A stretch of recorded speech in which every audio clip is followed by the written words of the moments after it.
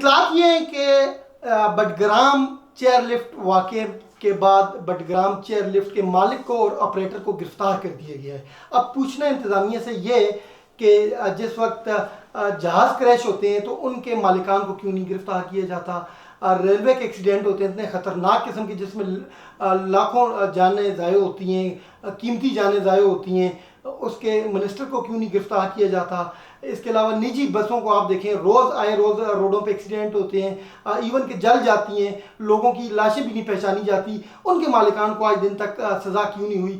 آیا یہ جو سزا ہے یہ صرف اور صرف غریب لوگوں کے لیے؟ وہ بیچارہ غریب اگر اپنی مزدوری کے لیے اس نے چیئر لفٹ لگائے، مجھے یہ بتائیں یہاں پہ کہ اگر وہ بیچارہ چیئر لفٹ نہ لگائے تو یہ جو میلوں سفر لوگ طے کرتے ہیں وہ سامان اٹھا کے وہ کس طرح سے وہ لوگ سفر کریں؟ یہ تو ایک سہولت دی ہے گورنمنٹ نے ان لوگوں کے لیے، کیا ہے؟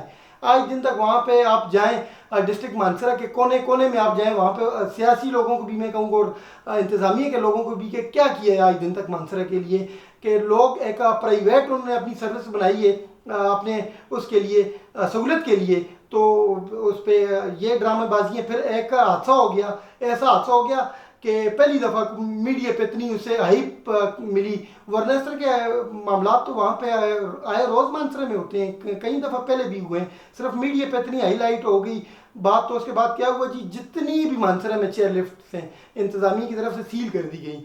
اب وہ لوگ جو میلوں راستہ 10 منٹ میں طے کرتے تھے، 5 منٹ میں، 2 منٹ میں طے کرتے تھے، وہ اب سامان اٹھائے وہ کس طرح سے؟ یہ تو لوگوں کے لیے بہت بڑی مشکل ہے۔